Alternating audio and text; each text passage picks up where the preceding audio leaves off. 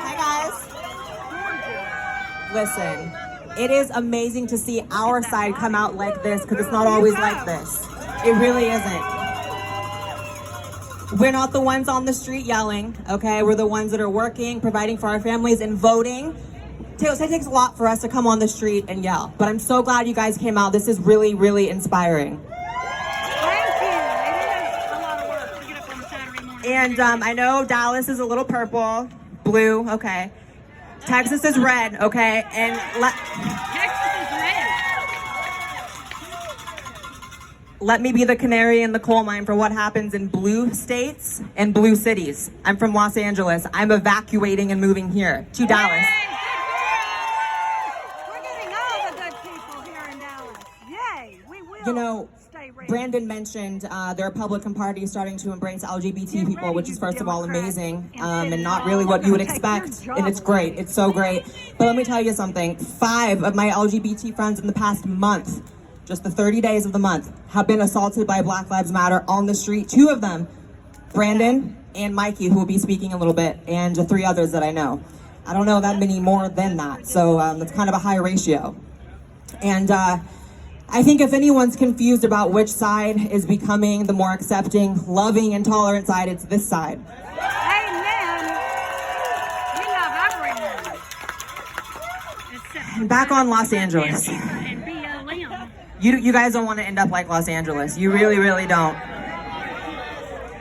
The crossroads that we're at cannot be understated. This is an even bigger crossroads than 2016, 100%. And we have choices. Thankfully, we have choices. We have violence or security.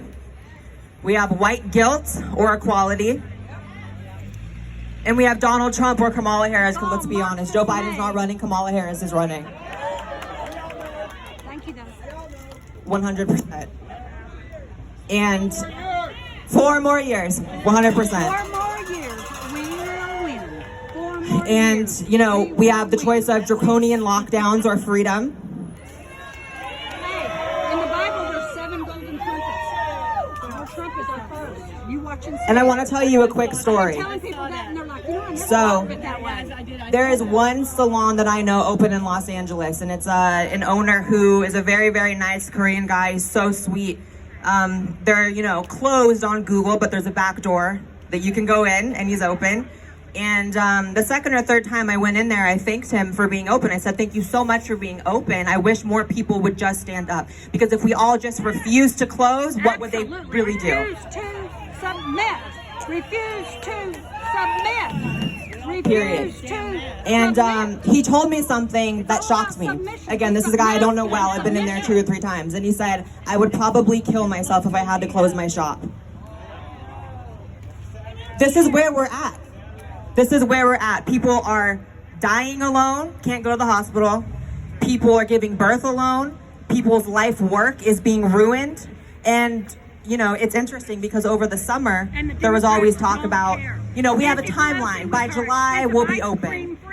And granted, by the way, you guys don't know how lucky you are. Texas is a lot more open than California, let me tell you that. Let's keep it that way, please. And then she goes to a salon and And it's interesting how now there's no talk of opening anymore, is there? I don't ever hear anyone talking about any deadlines. It's just kind of assumed that we're closed forever. Unless we vote for Donald Trump. November 3rd. And as amazing as it is to see everyone out here, I beg of you not to become comfortable, because we may see the very small crowds for Biden. We may see the anarchy and everything that leads you to think that it's a landslide. And I hope that it is. It will But you be. cannot think that way, because guess who thought it was a landslide last time? Hillary voters. It will be a landslide. So we're going to keep Texas red, please. We will win. We're going to vote for Donald Trump. Yes. Trump 2020. And I would say, let's please get California red, but that's not going to happen, unfortunately. So I'll just move here. It's fine. Yay! Congratulations. Welcome to Texas.